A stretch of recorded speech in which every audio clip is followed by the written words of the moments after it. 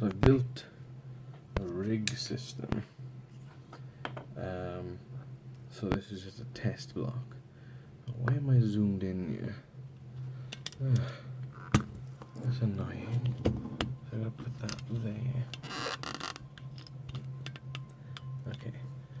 Here's the clamp that's in shot. Okay, so here is my. Well, this is just a power cable. So that black cable can be like a battery or anything. So we've got the circuit board in there, and you can see the ribbon cable goes to this front-facing camera. So you can imagine that being like a head or a face, or some eyes here or something. So this is only giving power. There's no data going over this at all. And connected to it is a servo motor. And on the servo motor is a black arm, which I haven't got another one to show you. Right, here we go. Oh, it's got little teeth on the inside that bite the pinion of the servo. So attached to that is this little clamp thing that I've just knocked together. I don't even know if it's going to fit. I mean, I measured it, but hopefully it will. So I've got to work out which way it's going to be. So it's going to be that way. So we want this over here, clamping it to the table. So again, when it's finished, there'll be something better than a G-clamp. Like by design, it'll fit nicely onto the front of a shopping trolley or something.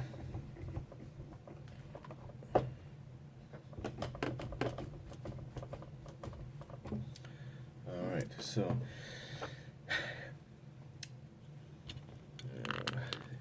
out of shot, yeah. Oh crap. Okay. So this needs to have this screwed there. So 2 holes there and there's 2 holes there, and you need to put some screws to it. But I fucked this up, and a replacement printing, so it's that's gonna come, and then it'll be able to fit on here. Oh, let me just turn this. So that's the servo I'm just turning there now. Right. So that's gonna be mounted onto the front of that, and then this, if you can see here, oh, the lighting, it's always about the lighting. So that'll be there, and that comes on to the back that way, and it grips the servo like that. So when it turns, it'll be, this will be turning like this.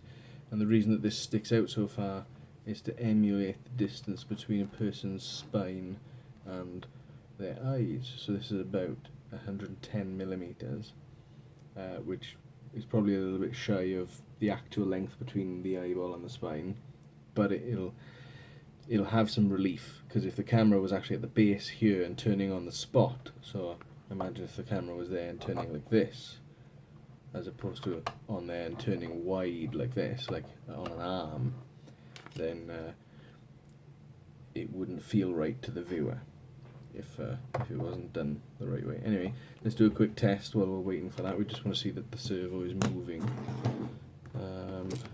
So again, so the setup is power's coming into the wireless receiver, the part that handles the camera, which also happens to control the servo. So let's turn it on. So we're sending power to it.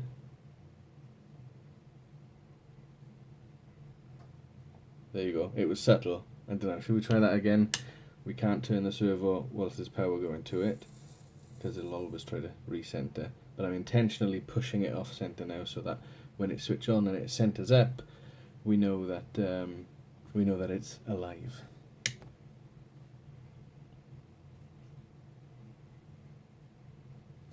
There you go.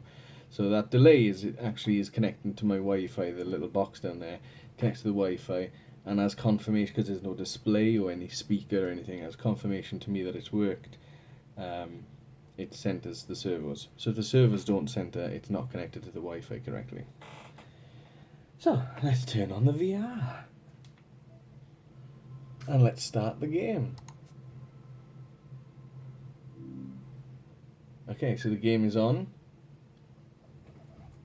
And there we go, right? So I've smoothed out the movements now.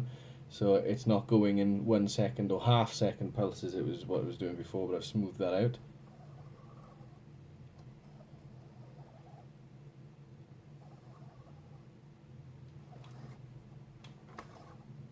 No one's going to turn their head that fast. Let's be honest, no one's going to turn their head that fast, right?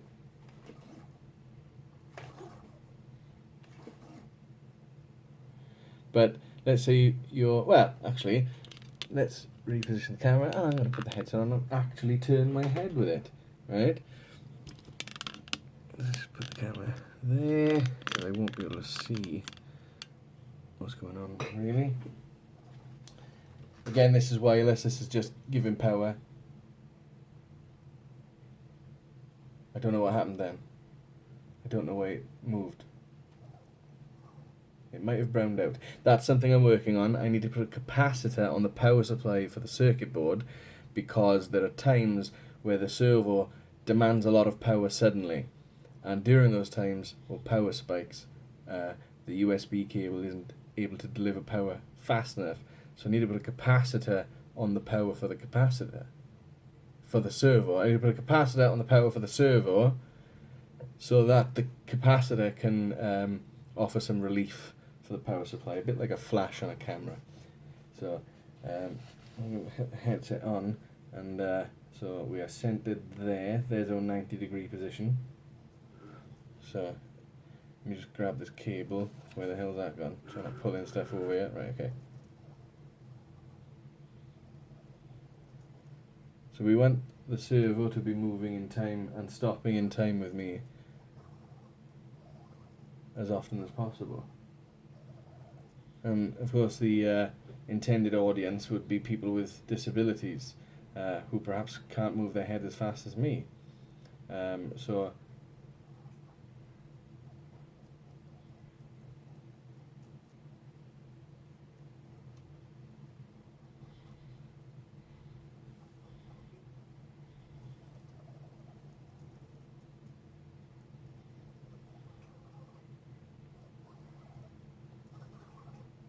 I can hear it moving as I'm moving my head, and I can hear when the motor comes to a stop. And I would say that it's 0.2 or 0.3, so say less than a third of a second delay, and that is wireless transmission. So that is Wi-Fi from the headset to my router, and then my router to the little box with the... by the way, I've got a live feed here. I wish I could show that. But I can see through this camera. I'm looking. Oh, actually, I can see there. I can see my own head. Yeah, that's interesting. I'm just putting this here. There we go. I can see the. Oh, the cable's getting short here now. The servo cable. Okay.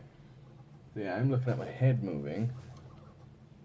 Oh, that's interesting, because the delay is about the same as the servo. It's almost instant. I mean, I wasn't expecting instant, but it's not too bad. I'm quite happy with how that's turned out. So yeah, I'm just waiting another 20 minutes now for my 3D printer to finish printing, and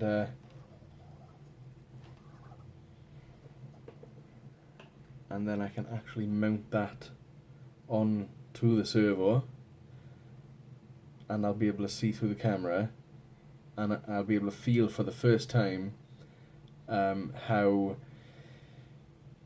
the latency that's there, the delay, whether or not that will create an uncomfortable experience. And if it does, then I need to look at ways of really cutting down that latency. I'm also thinking of adding a delay in the headset. So you're looking at a screen in the headset, and when you move your head, the screen is following you, and the screen, what you see, is coming through the camera.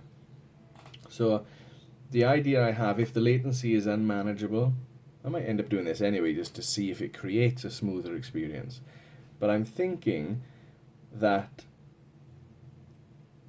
I'll have it so when you turn your head, rather than the screen following you, or fixed to you, it's literally fixed to you, so wherever you look, it's fixed like that. I'm thinking of having it so that there is delay in the movement. So when you turn your head, the screen isn't locked to the front of your vision like this, but rather you turn your head and then the screen follows. And that may offer some relief for the latency, the time it takes for the servo to move and then for the image of the camera to come back to the user. So there's a round trip time for the signal. The headset has to say what direction we're now looking. The servo has to move in relation to what the headset has said, and then the new image of the camera has to be sent back to the headset for the user to be able to see that frame. So it's getting there. It's getting there, and I haven't had too many hurdles. But the one hurdle I did have took me 5 days to fix, and that was the actual communication that you've seen now, where the headset says to the servo, "Hey, move this way, move that way." That has been an absolute nightmare. But it's been the only nightmare. Everything else has gone quite swimmingly. The design only took me a few hours for the arm, where I needed something that doesn't weigh very much, and it needs to be strong, whilst allowing me the ability to put screws to attach the circuit board to the plastic. You know, there has to be essentially holes to come down that with the screwdriver.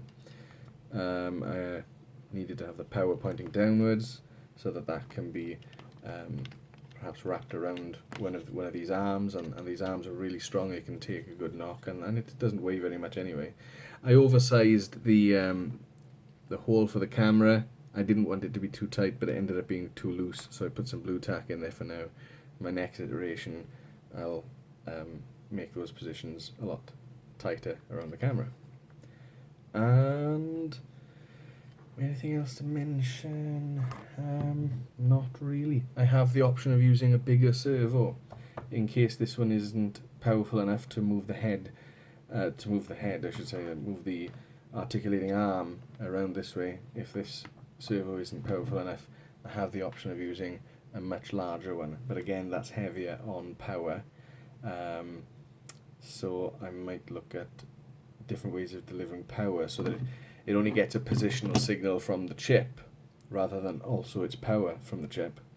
I might deliver the power separately through another external power supply, so the servos are on and then the chip sends a signal regardless of whether there's power or not. So yeah, I'm having fun, and if it works, it'll be for a good cause, and it'll help people who can't leave their homes to explore. The original idea comes from exploring a shop. Somebody who's, say, disabled and can't leave their home for whatever reason that might be, whether that's physiological or mental health reasons. There are many reasons. But let's say you're a person who can't leave the home, and you have a carer that goes to the shop for you. You'd usually have a shopping list prepared. I need milk, I need this, I need this, I need this, and the carer will go out and buy those items for you. So what you're missing there is the opportunity to view new products. Things that you wouldn't think of adding to the shopping list because they're new and you don't know about them. And this is one of the reasons I don't like online shopping, whether it be with a big brand like Tesco's or Asda's. It's difficult to search through those products, right? You have to know what you're looking for, and you search for add to basket, you search for milk, add to basket, and so on.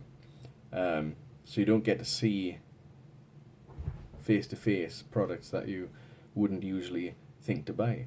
And that's one of the nice things about going to a store and looking around yourself. With this, it'll look a lot neater than this when it's ready, but imagine perhaps a toy head or a character, and all the components are inside the head, and you just attach it to the front of a trolley, and then you'd have a live phone call with your carer, who you can direct around the store, say turn left here, I want to go down this aisle and have a look around, and then you've got the VR headset back at home or in a car outside, whatever. You can do it from home, and you can pan your head up and down, left, right, tilt it side to side, zoom in, zoom out. You don't even need to move your head, actually. You can use the controls, right? With the controls, there's a thumbstick, very much like an Xbox controller, that goes left, right, up, down. You can click it in. You can set it to pan and tilt the servos, depending on what you do with these. You could even use the grip button, point at the screen in the VR, grip it, and just drag the screen. And again, whatever limitations you may have, this is fully customizable. Like, if what I've just said wouldn't work for you, but you have something in mind, actually, can we do this to control the camera movement? Yes. The carer could do it from the trolley. Could do it from your phone. Have like a mode that you put your phone in where the whole screen is maybe a trackpad. And you drag your finger on your phone and that makes the camera tilt. So if there's a limitation with head movement and hand movement, and you find just moving a finger is okay, then it can be set up to do that. So yeah, there you go. I did not expect to make a 20-minute video on this. It's gone extremely quickly, but in fact I can see on the computer here that the part is, and my cat is excited about it as well, the part is ready. I hope my adjustments will allow me to test this out. Next video coming shortly.